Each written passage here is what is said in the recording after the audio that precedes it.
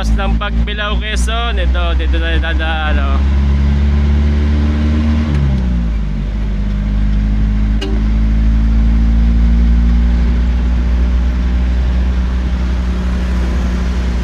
Ba, 4 lanes pala ito, oh.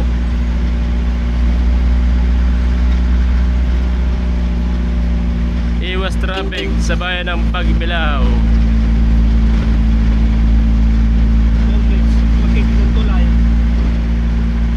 Ay, single lane sa tulay.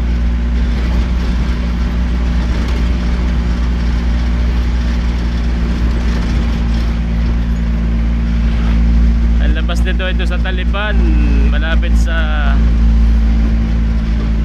DLTV Terminal.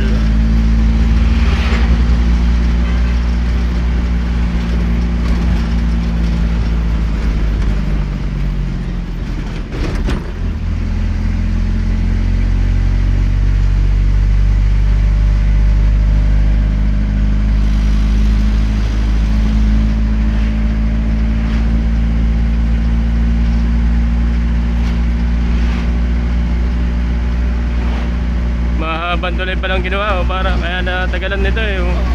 Mahaba, oh. So anong ano pati yun, yung tulay na yung na-overpass. Sinibita mo na ibabaw.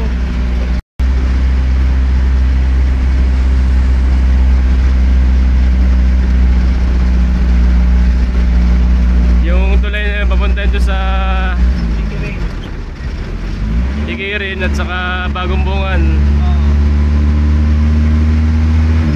papuntang Palsabangon Falls. Ito namang uwi na ito papuntang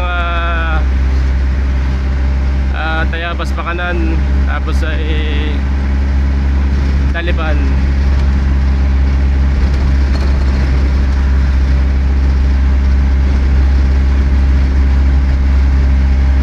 May golf course pa dito.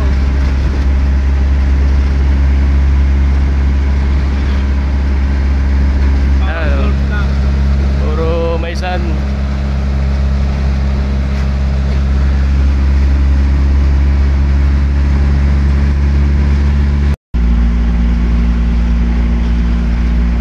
Masisipag din magtanim mga Pagbilao ng mais.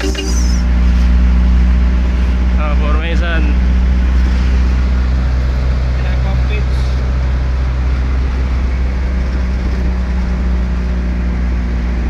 Puro tower. Tower na galing sa Pagbilao Power Plant.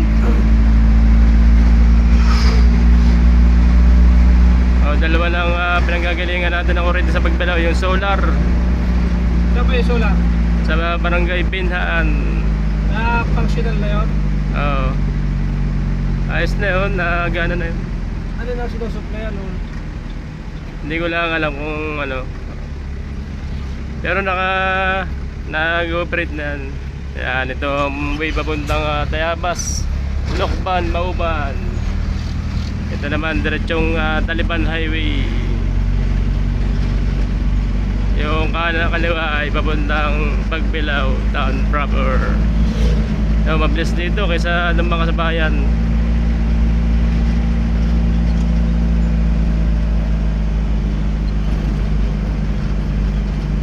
Marami na rin nadaan dito.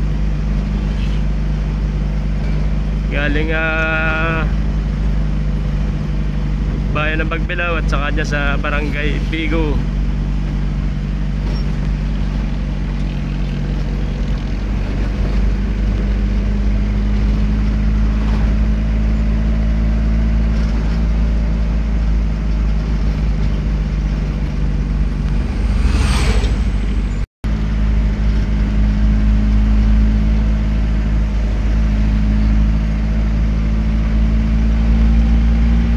Pula, Campo de Galang. Ayan, mga wala pang kabay-bahay, oh. Mga susunod na taon, kakabahay na yan.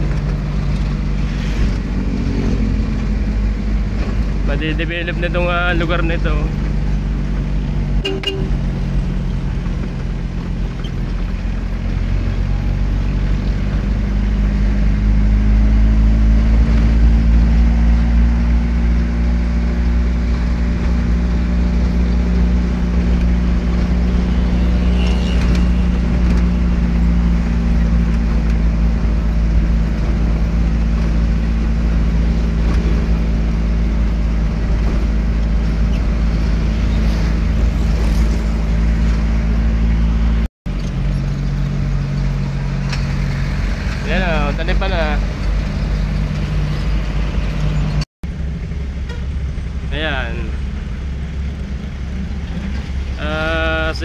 lang oh.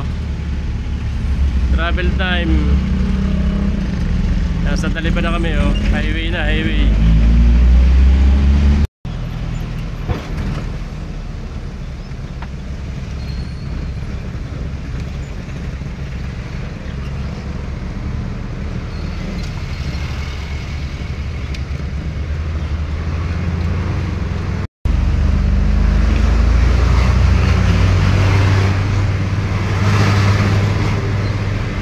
Ah, 7 minutes and 30 seconds.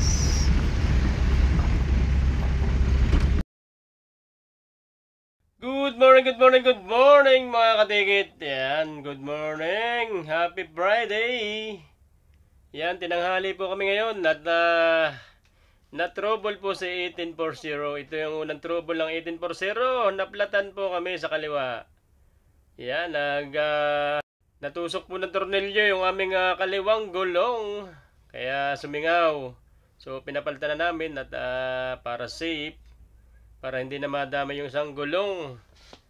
Kasi pag hindi pinapalitan ay sisingaw pa rin yun kung anong nakatusok na tornilyo. Ito po ay may reserbang gulong itong Asia Star. So yung isang gulong pinapagawa namin at tubeless naman yun. So yun ang magiging reserva naman namin. Yan, good morning po sa lahat ng subscriber. Magandang umaga po. Yan, ingat po kayo sa biyahe, mga papasok sa trabaho. Yung mga nakamotor, nakakotse, nakabike, ingat po sa pagdadrive. Ayan. Mainit din po ang panahon ngayon. Inom kayo ng maraming tubig para hindi kayo ma-dehydrate. Yan, kumain din tayo ng mga prutas at healthy pagkain para tayo ay lumakas ang katawan. So, doon po kami dumaan sa bypass road ng Pagbilao, Quezon. Ayan, 3 tulay at isang overpass o flyover ang aming nadaanan. So, mahaba yung tulay, kaya pala natagalang gawin yung bypass road ng Pagbilao. 4 lanes po ang daan. Tapos ay walang kabay-bahay sa bawat gilid ng daanan ng bawat gilid ng highway. Walang kabay-bahay, talagang wala pang nakatira.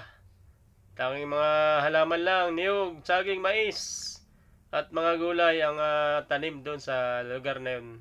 So maganda yung ma-develop, malalagyan naman lang mga pabrika. Maganda maglagay ng pabrika doon, malayo sa syudad, malayo sa kabahayan. Pag kasi malapit sa mga kabahayan ay yan, marami nagrereklamo. Halimbawa ay oil mill yan, mausok yan. So ayan, magandang tayo ng negosyo doon. Yan, subdivision, maganda rin, napakalawak ng lupa. So, yung bypass road po ay shortcutan din yan. Papuntang Tayabas, Mauban, Laguna, Lokban. Yan, dyan po ang daan. Kung alam ng ibang motorista. So, makakatipid kayo ng oras para dyan kayo dumaan. Kasi nung una, sa Lucena talaga nadaan yung mga taga Palaguna. Lucena, Tayabas Road.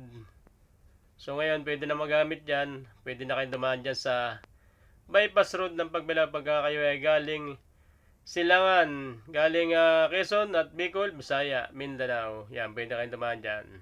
So yun lang po at pipila na kami. Magandang umaga po. Ingat po ang lahat ng aking subscriber.